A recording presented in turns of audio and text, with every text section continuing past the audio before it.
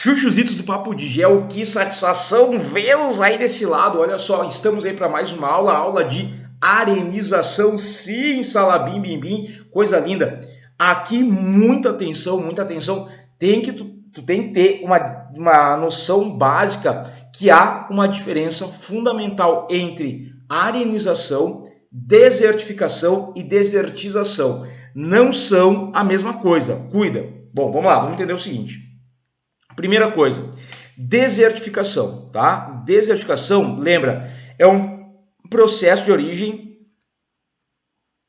antrópica, tá? A origem tem uma origem antrópica a partir do desmatamento de uma área. Então, olha só, desertificação é um processo antrópico, desertização é um processo natural. Em ambos os casos, eu tenho a redução da média pluviométrica de uma determinada área, de uma determinada região. Agora, na desertificação, eu tenho essa redução pluviométrica derivada de uma ação humana, de uma ação antrópica. Já na desertização, eu tenho um processo natural, por questões climáticas, enfim, de tornar uma região mais seca. De boas? Então cuida.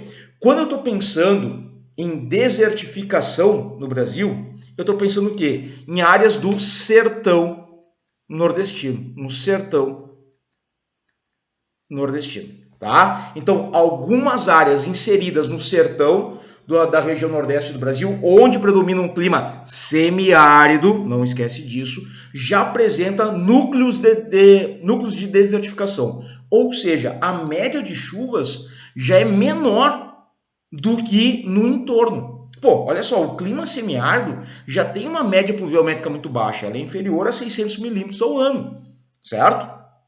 E nesses núcleos desertificados, que vocês estão vendo aqui, ó, tá? Então, essas áreas pintadas como Prabobó, Seridó e por aí vai, eu vou encontrar uma média pluviométrica ainda menor, em torno, né, ou melhor, inferior a 300 milímetros ao ano. Um deserto, e aí é um ponto importante que tu tem que estar ligado, Chuchu, um deserto ele é marcado não pela presença de areia, não porque é muito quente, mas porque tu tem baixíssimos índices pluviométricos.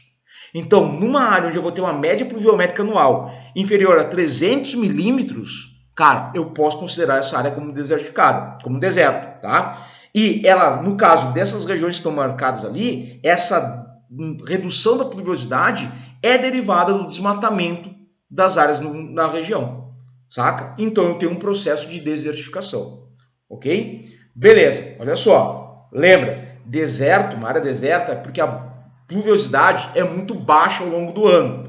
Então, eu vou pensar, o maior deserto do mundo é a Antártica. A Antártica apresenta uma média pluviométrica baixíssima. Mas não é o Saara. Não, o Saara é o maior deserto quente do planeta. Em extensão, a Antártica, que tem uma baixa pluviosidade anual, ela é considerada, sim, em extensão, o maior deserto do planeta. É um deserto frio? É um deserto frio, beleza. Não importa, que eu nem falei, não importa se é quente ou frio, né? Importa que tem baixa pluviosidade, ok? Isso é importante, esse detalhe importante, deserto é isso.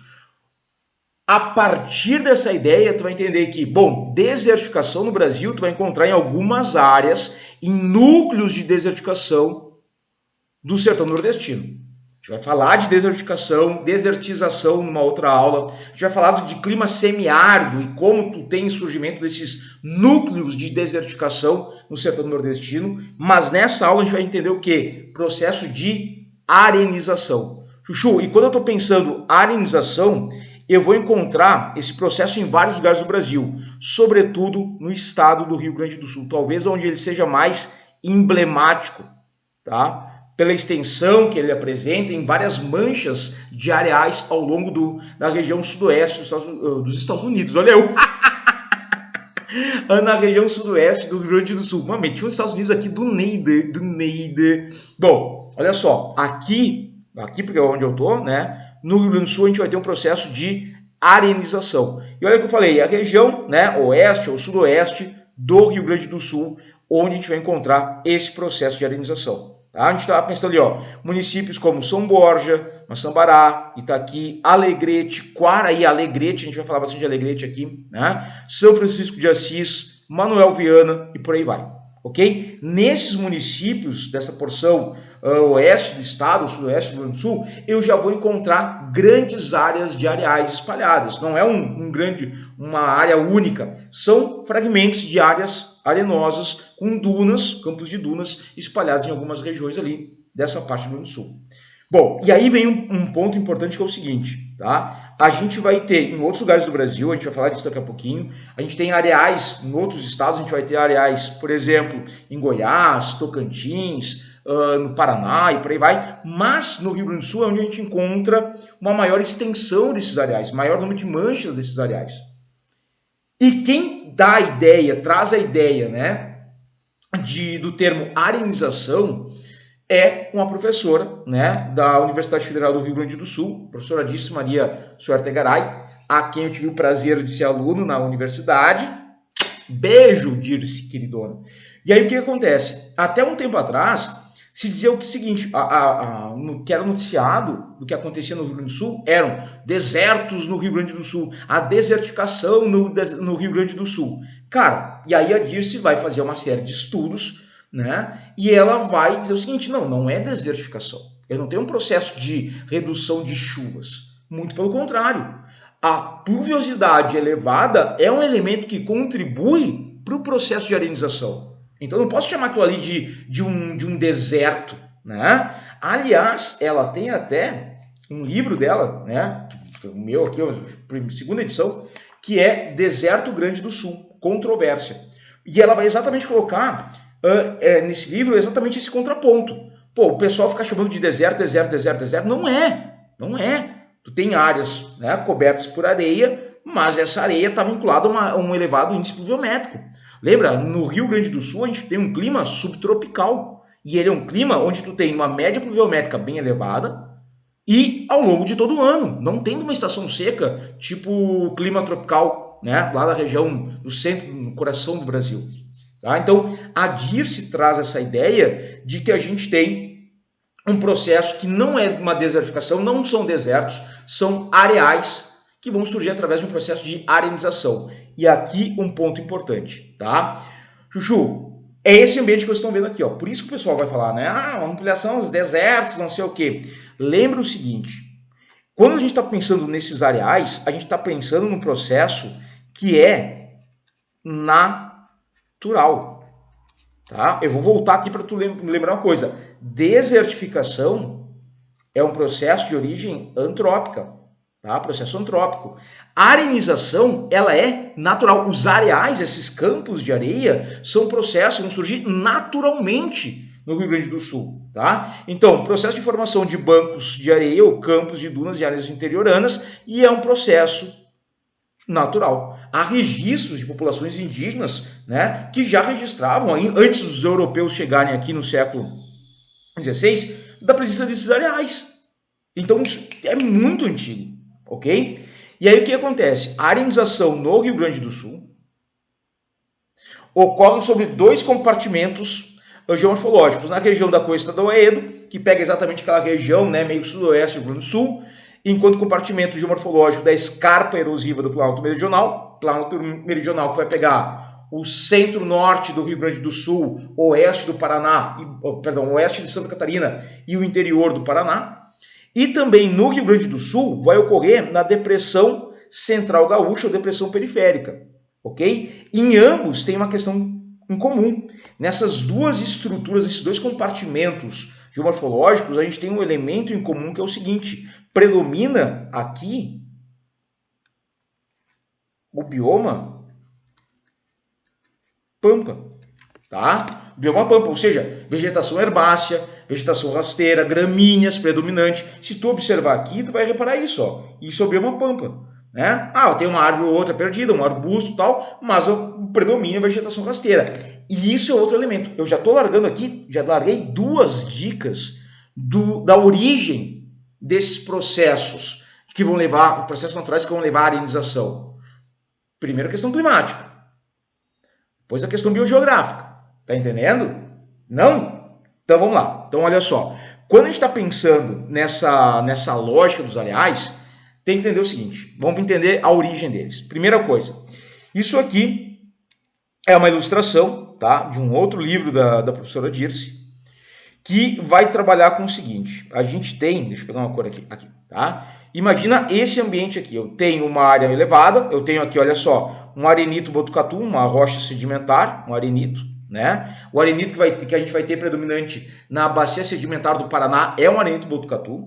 Tem uma aula aqui no Papo de Gel que eu falo da questão da bacia sedimentar do Paraná. Então, esse arenito botucatu, ele tá aqui, ó, tá? Essa parte aqui. Aí eu tenho blocos de arenito e eu tenho outra estrutura que são depósitos arenosos inconsolidados, que é essa parte aqui, ó, seria, né, a parte mais superior. Ou seja, enquanto em profundidade eu tenho o arenito já consolidado, cimentado, né, já houve a colmatação desses sedimentos formando uma estrutura rochosa sedimentar, que é propriamente o arenito, que a gente vai chamar localmente de arenito botucatu, eu tenho em superfície blocos arenosos inconsolidados, ou seja, areia, tá? Ou não areia solta, mas uma cobertura onde os sedimentos estão ali sem ter vivido uma sedimentação. Uma sedimentação não, uma cimentação, tá? Então, beleza. O que vai acontecer? Nessa lógica, olha só, eu tenho esses ambientes aqui e eu vou entender que uma das causas é a parte geológica, que é exatamente a gente ter esses solos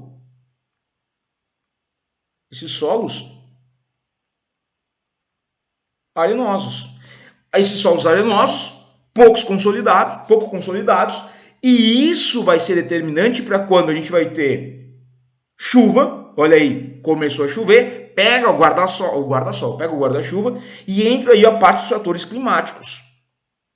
Vou colocar aqui em azul, fatores climáticos, tá?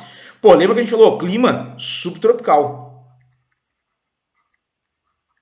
Nessa região do Rio Grande do Sul, na parte sudoeste do estado, predomina também o clima subtropical, com uma média pluviométrica em torno de mais ou menos, olha só, a média de chuvas ali está em torno de mais ou menos 1.200 milímetros de chuva ao ano. Não tenho como considerar isso ali uma região desértica, né, Chuchu? Não tem como. Olha a média pluviométrica, olha ali o quanto chove.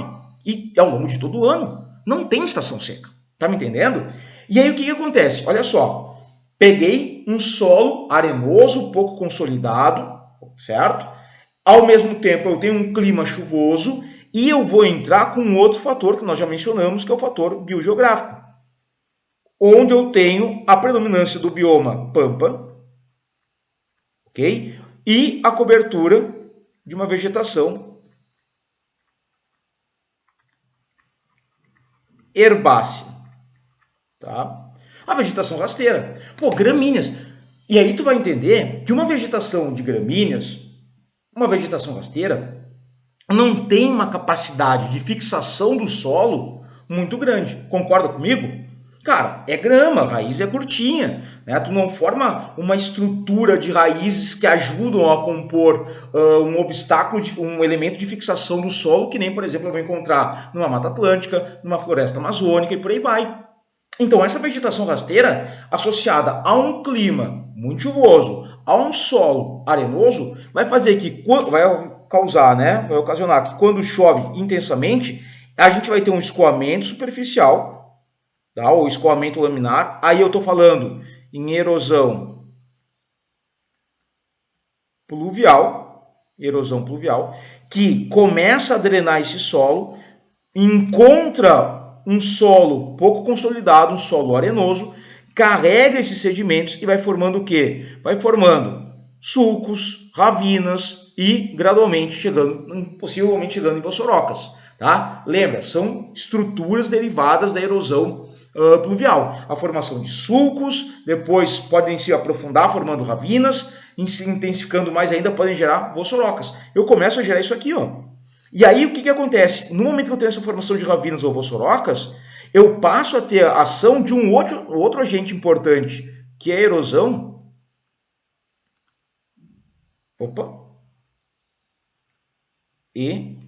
Eólica.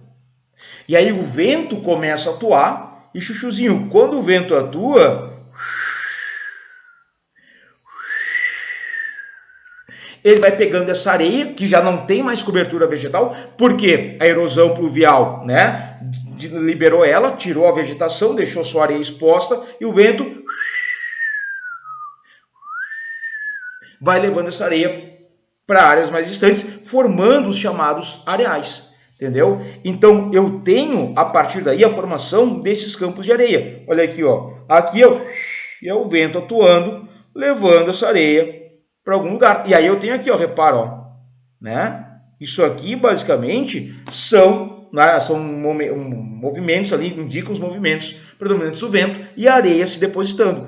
Pô, isso é muito massa, né? Porque eu entendo, então, que há um conjunto de fatores naturais que levam ao processo de arenização. Não é uma questão antrópica, não é causado pelo homem. Claro, a ação humana intensifica esse processo. Deixa eu falar disso daqui a pouquinho. Intensifica, mas não causa. A gênese, não esquece, a gênese é natural, ok? E aí tem um ponto importante aqui que é o seguinte, a gente vai ter 2 grandes geógrafos no Brasil, um deles, né, o nosso Aziz Absaber, monstro eterno da geografia brasileira, tá?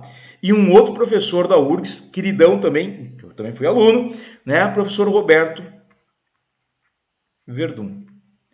E ambos colocam nos seus estudos uma questão importante que é o seguinte, que os areais eles são resquícios que eles vão chamar de resquícios de ecossistemas testemunho. Ou seja, esses ambientes eles retratam o que era o clima no Rio Grande do Sul em período climático mais seco, né? Então, algumas centenas de milhares de anos atrás, a gente tinha um clima muito mais seco no Rio Grande do Sul, por questões de mudanças da dinâmica dos continentes, daí a fragmentação do Pangeia, Gondwana, né? Separação dos continentes. O que a gente começa a ter? Uma mudança climática na região sul do Brasil. A gente passa a ter um clima subtropical mais chuvoso. Mas a herança desse período mais seco, né, que a gente vai ter lá na época do Pangeia, mais ou menos, até uns 180, 200 milhões de anos atrás, ele vai ainda apresentar, né, vai se apresentar como uma estrutura que a gente está vendo aqui geologicamente falando de solos pouco consolidados, desses areais, né, desse arenito botucatu. E como não houve condições naturais de formar uma grande cobertura vegetal, mais densa, arbórea ou arbustiva, apenas com a vegetação herbácea, essas áreas sofrem o pênalti. E aí tu vai ter o quê? Os processos erosivos acontecendo, ok? Chuchuzinhos, olha só, aqui nesses ambientes dos areais, o que vai mostrar, por exemplo, tá, que há um processo, né, uma estrutura, uma paisagem testemunho de ecossistemas de um tipo climático mais seco, é que tu vai ter tanto vegetação quanto animais adaptados, certo? Então tu vai ter alguns tipos de lagarto que vão viver nos areais. Então ali alguns tipos de insetos que vivem nos areais. Tem toda a dinâmica de sobrevivência nos areais. Pô, não é de uma hora para outra que uma espécie se adapta a um ambiente se transformando, concorda? O pessoal da biologia aí tá ligado. Então o que vai acontecer? Tu teve essas mudanças climáticas ao longo de centenas de milhares de anos, gradualmente permitindo a flora e a fauna se adaptar a um ambiente mais chuvoso, com os areais, né? E aí se restringe esses redutos areníticos. De boas? Show de bola, né? Massa pra caramba. Chuchuzinhos, então vamos apelar, vamos chamar na chincha o nosso querido Google Earth. Tá? Eu vou dar um zoomzito aqui, ó. Esse aqui é o município de Alegrete, a cidade, né? Sede ali do município de Alegrete, um dos municípios que a gente falou antes, junto com São Borja, Quaraí, por aí vai. E se tu reparar um pouquinho mais para leste, aqui tu já vai ver o seguinte, olha só, tem umas manchas amareladas, ó, são os areais. São os areais. Então, tu repara que não é uma grande área gigantesca, mas são várias manchas espalhadas numa região. Tem um areal aqui, outro aqui, ó. Vamos aproximar um zoom. Tá aqui, ó. A gente está vendo aqui, por exemplo, né? Essas áreas, essas manchas de areais. Eu quero mostrar uma para vocês aqui, ó. Olha só esse aqui e eu quero vir aqui, ó. Esse zoomzinho aqui eu quero dar mais específico. Chuchu, dá uma olhadinha nessa área aqui, ó. Eu tô com o início de uma formação de uma ravina. tá? Eu estou começando a ter o processo. Repara, como eu já tenho todo um ambiente onde a vegetação não está conseguindo dar conta, quando tu tem um momento de chuva intensa, esse processo de erosão pluvial intensifica a degradação do solo, né? Vai espalhando, bate o vento, leva a areia e vai começar a espalhar. Então, a tendência disso aqui, daqui a um tempo, é virar isso aqui, ó. Tá? Tu vai ter um espraiamento dos areais. E isso é um troço muito interessante, um elemento muito importante que a gente vai ver. Os areais, eles se reduzem de tamanho ou se ampliam de tamanho. A redução dessas manchas de areia vai se dar na época de estiagem. Claro, quando tem um momento de, sei lá, anos de laninha, que tem menos chuvas na região sul, esses areais reduzem. Porque aí tu tem uma redução da erosão pluvial, estiagem. Quando tem a expansão desses areais, vai se dar quando? Em momentos de chuva intensa. Então, por exemplo, 2023, ano de El Niño, teve muita chuva no Rio Grande do Sul, a tendência é ampliação da erosão pluvial e os areais se espraiam, né? Então, tem hora que ele vai estar se ampliando em momentos de maior chuva e áreas que em momentos que ele vai se reduzir em momentos de maior estiagem, né? Mas, pô, legal pra caramba. E nesse aqui eu acho bem interessante, se vocês repararem, essas manchas aqui, isso aqui é silvicultura. Silvicultura é o plantio de árvores. Quando se começa a pensar em como recuperar essas áreas, vem a ideia de uma recuperação através da plantação de alguma coisa. E aí tem dois grupos de plantas que vão ser cultivadas aqui. Ou arbóreas, é o caso que vocês estão vendo aqui, tá? É isso que vocês estão vendo. Então eu estou pensando basicamente aqui numa vegetação. Para de sacudir, safado. Eu estou pensando numa vegetação aqui arbórea, onde eu tenho... Né, vamos deixar um... para. Aí, pronto.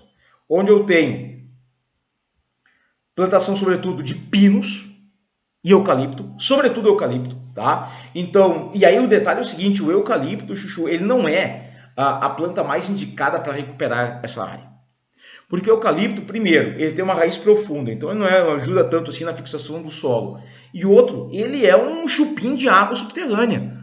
O eucalipto, ele drena, ele cresce muito rápido, ele drena muita água do solo. Então, ele contribui no fato de impedir, contribui não é a palavra certa, né? Mas ele vai impedir, né, que outras plantas consigam se desenvolver, porque ele está drenando uma quantidade muito grande de água que está presente no solo, certo? Mas enfim, aí tu tinha a questão da indústria madeireira sendo importante ali, a questão de tu plantar eucalipto para recuperar a área ou conservar, evitar o processo erosivo, evitar os areais, mas também uma questão econômica por trás. Depois começou a se plantar a cássia negra, né? Mas na forma de gerar uma cerca viva, né? Essas árvores formando quebra-ventos, então, de certa forma, evitando ou reduzindo a ação da erosão pluvial, como um quebra-vento, reduzindo a erosão eólica, né? Uma forma de conter. E uma outra maneira, um outro grupo de plantas que são cultivadas, geralmente, é o que a gente vai chamar de uma cobertura rasteira. Então, plantando ali espécies, né, de gramíneas, leguminosas, forrageiras, plantas mais rasteiras que vão, né, tentar conter essa vegetação, tá? Beleza? Chuchu, massa pra caramba, né? Dá pra ter uma ideia do que são esses areais. Deixa eu mostrar aqui pra vocês, olha só. São núcleos bem espalhados que a gente vai ter nessas áreas aqui, ó. Areais, areais, areais. Não é aquela coisa assim, nossa, gigante, é que nem um Saara da vida. Pô, mas legal. E, Chuchu, então, olha só. A gente falou, pô, processo de arenização é um processo natural. Mas ele vai ser influenciado, ele pode ser intensificado pela ação antrópica. Cuidado com isso. Natural, porém intensificado pela ação humana. O que a gente tem? Quais fatores que vão intensificar? As monoculturas são elementos decisivos para a intensificação da arenização, monoculturas, mas principalmente a pecuária como elemento decisivo. Por que a pecuária? Pô, tu vai pensar a campanha gaúcha, região do Pampa gaúcho, historicamente a criação de gado está presente nessa área. É a atividade econômica principal desde muito tempo. Os espanhóis, primeiros espanhóis que chegam no território, vão olhar aquela vegetação rasteira, aquelas herbáceas, aquelas gramíneas, até onde a vista alcança, vão dizer o quê? Larga o gado ali, deixa o gado se criar e depois a gente vai catar eles atrás, né? Vão surgir os campos de vacaria e por aí vai. Só que aí tu imagina o seguinte, uma vaquinha que nem essa, né? Que eu apelido ela de picanha. Cara, se ela tá caminhando aqui em cima, onde tem o gramado, pô, tu já viu? Tu já carregou uma vaca no colo? Uma vaca adulta no colo? Não, né? Claro que não, ela é pesada pra caramba. Então, o peso que essa vaca tem quando ela tá caminhando ali naquela vegetação frágil, ela põe, dá a pisada dela ali, ela abre um buraco no solo. E isso pode ser um elemento, né, importante na hora de acelerar o processo da erosão pluvial. Começa a chover, tem aquele buraco ali da pegada da passada da vaca, e tu começa a ter água se acumulando e começa a intensificar o processo de erosão pluvial. Entende? Então, não é o causador, mas é um catalisador do processo de arenização. Tá? E que nem a gente falou antes, sim, há possibilidade de recuperação, né? É difícil, requer bastante investimento e tal, mas a partir do cultivo de vegetações arbóreas, o eucalipto não é o ideal, mas é o que o pessoal planta, né? Ou vegetações mais rasteiras, ok? A gente mencionou antes, tá bom? Bom, chuchuzinhos, e outra coisa, eu falei isso para vocês, não tem só no Rio Grande do Sul, tá? Ele é muito marcante no Rio Grande do Sul e por aí vai. Geralmente quando aparece em prova, tá falando do Rio Grande do Sul, da região da Campanha, dos Pampas, mas olha só, a gente vai ter em outros estados, a gente tem no Tocantins, a gente tem no Paraná, a gente tem em Goiás, São Paulo, Minas Gerais, Piauí, Mato Grosso, Amazonas, cara, no Amazonas, Minas Gerais. Cara, olha aqui no mapa, é onde ele está marcado ali, ó. Então, no âmbito climático, o processo de arenização apresenta distribuição espacial em áreas de clima subtropical, portanto, Rio Grande do Sul e Paraná, tropical, olha só, tropical subúmido, Tocantins, São Paulo, Goiás, Minas Gerais, Mato Grosso e Piauí, e equatorial no Amazonas. Cara, repara que são climas chuvosos. Então, a chuva em grande quantidade, a pluviosidade em altos índices, é um elemento que contribui para a formação dos areais. Tá? Vamos voltar para o Google Earth? Chuchuzitos, vamos lá, vamos para o Jalapão. Vou colocar aqui, ó, dunas do Jalapão. Bora. Olha aí, olha aí, olha aí. Legalzinho. Nossa, tem as fotos? Temos fotos? Temos fotos. Dunas, sua e desça somente pela lateral. Parará, parará. Olha aí, olha aí, olha aí, olha aí. Olha aí. Legal. Chuchu, olha só. Isso aqui que vocês estão vendo, essa área no meio do Tocantins, na região do Jalapão, é uma área de areal. Então, aqui eu também tenho uma região de solo arenoso, pouco consolidado. Esse aqui, né, é a Serra do Espírito Santo, que vocês estão vendo aqui, ó, é a Serra do Espírito Santo, tá? É uma estrutura sedimentar pouco consolidada. A gente tem ali uma vegetação de cerrado, só que é o chamado campo cerrado, então não é uma vegetação tão arbórea, tão arbustiva, é mais vegetação rasteira, né? E uma região de clima tropical, não é subúmido, mas ele é chuvoso, e isso vai levar à formação desses areais que vocês têm aqui, ó, tá? Então, é um outro núcleo de arenização, desculpa, que a gente tem no Brasil, além daqueles que a gente mencionou antes, sacou? Pô, massa pra caramba. Aliás, olha só, se alguém quiser um dia me levar pro Jalapão, pode me chamar, carrego mala, tá? No meio das dunas, levo no colo se precisar, mas tem que pagar a viagem, hotel e transporte, e café da manhã. Voltamos, vamos para nossos exercícios, chuchuzinho. Sempre eles, os exercícios derradeiros. Primeiro exercício aqui, ó, Unicamp na cabeça. O mapa a seguir destaca a área de ocorrência dos pampas, bioma pampa, né? No Brasil, além de apresentarem solos suscetíveis à erosão, os pampas se caracterizam, olhou aqui, bioma pampa, beleza. Letra A, pela vegetação arbórea. Vegetação arbórea é vegetação de árvore, não, né? Não, né? Vegetação herbácea, gramíneas. Em área de clima temperado, ok, até poderia aceitar, sujeita a processo de vossorocamento decorrente da eliminação da cobertura vegetal. Beleza, mas vegetação arbórea, não cabe. B, pela vegetação arbórea, tchau pra ti de novo, já era. Letra C, pela vegetação de gramíneas. Em área de clima subtropical, legal. Sujeita a processos de arenização, tá? Decorrentes da eliminação da cobertura vegetal. Então, a ação das chuvas, a erosão pluvial, levando a vegetação, tirando aquela vegetação já pouco consolidada, pouco resistente, permite o processo de arenização. Pô, chuchuzinho, letra C. Vamos ver o que diz a D. Pela vegetação de gramíneas, tá? Bateu. Em área de clima temperado, então aqui colocou subtropical, já descarta o temperado, né? A questão está dizendo que é subtropical mesmo. Raiz. Sujeito ao processo de vossorocamento decorrente da eliminação da cobertura vegetal. Aí o temperado aqui me estraga. Eu prefiro um subtropical. Letra C de caramba. Ô, Unicamp. Questão boa, hein? Fácil. Questão 2 da PUC do Rio Grande do Sul. Olha só. O processo de arenização está localizado no sudoeste do Rio Grande do Sul. Tá? Repara como é sempre o Rio Grande do Sul, entendeu?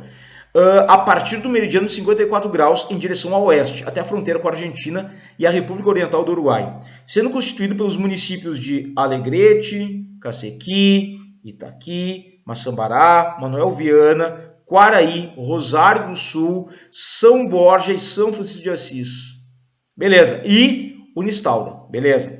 Esse processo ocupa larga faixa da região, sendo que a degradação do solo nesta área apresenta-se sob forma de areais. Quem disse isso? Suertegaray, Chuchuquinha, tá? Em relação à geologia do Rio Grande do Sul, é correto afirmar que a área dos municípios destacados no texto se encontra sob afloramento do quê? Olha só, geologicamente eu estou trabalhando com o quê? Letra A, arenitos provenientes do deserto do Botucatu.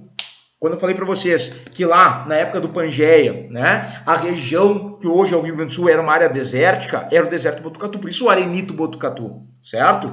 Cara, letra A já fechou, né? Letra A já fechou. Ah, não, mas tem a C que tá, mas vamos ver as outras, ó. B, basaltos. Cara, basalto não. Tudo bem, a gente tem em algumas regiões do sudoeste do Rio Grande do Sul um resquício de cobertura basáltica, mas onde eu tenho os areais é arenito. Tá? Então já tirei basalto aqui, tirei basalto da D. A letra C falou o seguinte, arenitos, tá? Provenientes de derrames... Peraí. Arenitos provenientes de derrames vulcânicos, mas daí se é derrame vulcânico, chuchu. Derrame vulcânico vai levar o quê? Lava solidificada gera rochas ígneas extrusivas. Certo? Rochas ígneas extrusivas. Rocha ígnea extrusiva, eu vou te dizer que é basalto, tá? Vou te dizer que não fecha aqui com arenito. Então, ficamos com a letra A. PUC, boa questão. Gostei mais dessa do que da Unicamp. O que tu achou? Tá? Vamos para a próxima? 3. Olha aí. Fundação Getúlio Vargas do Rio de Janeiro, 2003. Velha pra caramba essa aqui. Considere, vamos dar a cor da caneta, muito vermelho. Vamos para azul, né? Alegrar os gremistas. Considere os seguintes processos de degradação ambiental descritos abaixo. 1. A desertificação resulta da expansão de práticas agropecuárias predatórias e do desmatamento das espécies nativas usadas para a produção de lenha. Então, olha só, práticas agropecuárias predatórias e o desmatamento. Beleza, eu estou pensando aqui em uma ação antrópica. 2. A arenização é causada pela ação dos processos erosivos, pluvial e eólico, sobre depósitos arenosos, pouco consolidados em ambiente de clima úmido, subtropical, agravado pelo manejo,